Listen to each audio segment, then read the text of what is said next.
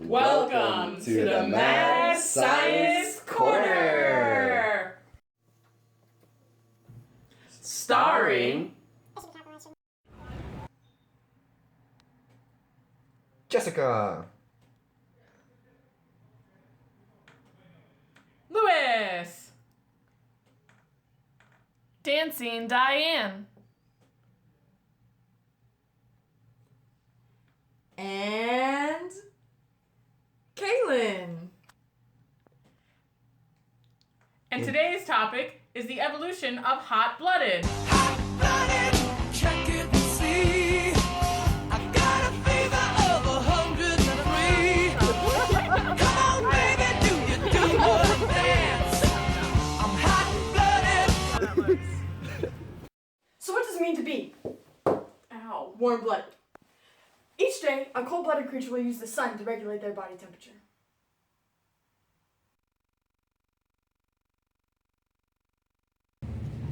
Whereas a warm-blooded animal will maintain a constant internal temperature. Sustaining this comes at a great energetical cost, requiring the individual to run at 10 times the metabolic rate of a cold-blooded animal.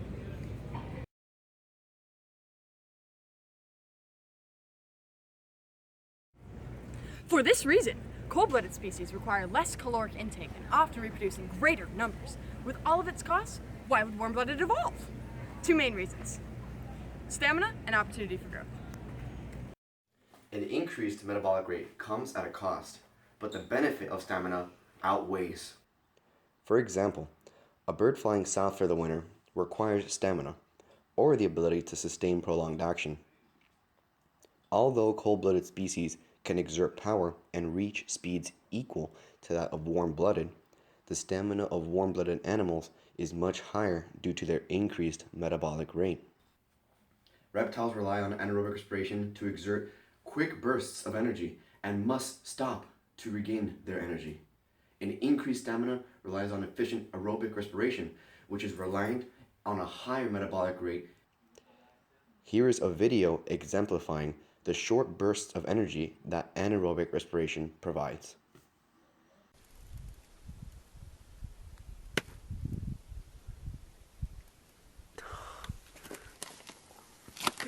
Catches a lizard.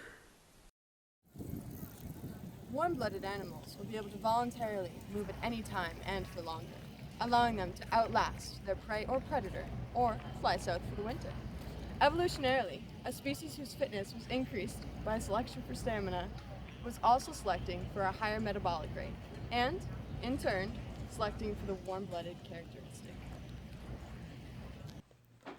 Consider the first living species inhabiting our world. Most likely found in water, they survived in conditions with plenty of carbon dioxide, very little oxygen, and scarce food. An environment ideal for cold-blooded species. As the atmosphere began to stabilize, species were able to adapt to life on land and even the sky. These atmospheric changes suited warm-blooded animals, reflecting the evolutionary transition from cold to warm-blooded species, moving from water to land to air. But cold-blooded species were able to adapt as well, and were not lost in the move from ocean to land. Dinosaurs, still scantily understood and heavily debated, are often regarded as the in-between stage.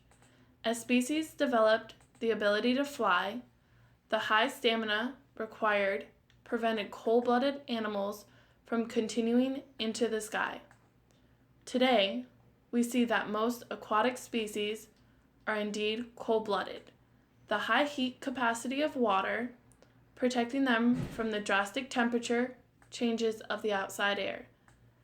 And many aerial species are warm-blooded, considering their vast energy requirements, with a mixture between the two for terrestrial inhabitants. Warning. The following is a rigorous trial between a cold-blooded mammal and a warm-blooded mammal. This is meant only to educate and show others the differences in their capabilities while in their natural habitat.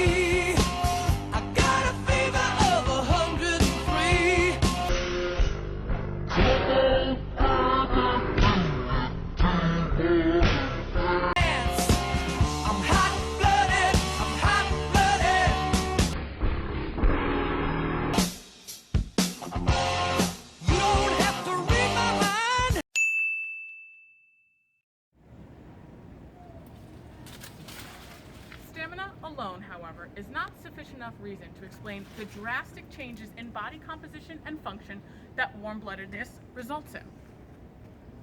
Constantly working at a higher metabolic rate also gives warm-blooded creatures unique opportunities for growth, including, but not limited to, niche expansion and organ size.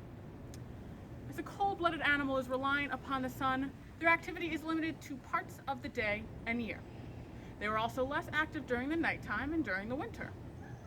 Warm-blooded creatures, on the other hand, maintain consistent internal temperatures and are not subject to these time constraints. For something such as niche expansion, the development of this trait lends a decided advantage to those who can be active at all hours, able to hunt during the quiet hours of the night, able to migrate during the winter, and better able to withstand change. The faster metabolism required for warm-blooded species supports an increase in growth, including the growth of vital organs. Organs of greater size inherently means they will possess more mitochondria in their tissues. Mitochondria are the powerhouses behind the generation of energy from aerobic respiration. This supports organs such as the lungs to grow to be more powerful and useful to the individual. The brain is a perfect example of this. By receiving more oxygen, it can develop more. A warm-blooded species may not be larger, but their brain size to body mass is often greater than in cold-blooded animals. A larger brain results in many benefits, but specifically means more processing power due to a more developed prefrontal cortex. All else equal, the ability to learn and adapt will no doubt be favored by natural selection. Let us start this time to conclude our discussion today. Life started cold-blooded in an anaerobic environment. As the Earth's atmosphere and environment changed over time, the need to adapt to another extreme allowed for the development of warm-blooded life forms.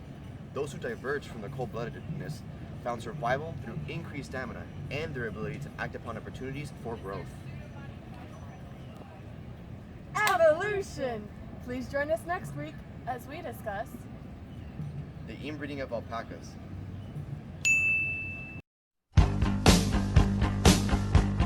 So what does it mean to me? I'm just trying to get it in because I'm not sure where I'm going.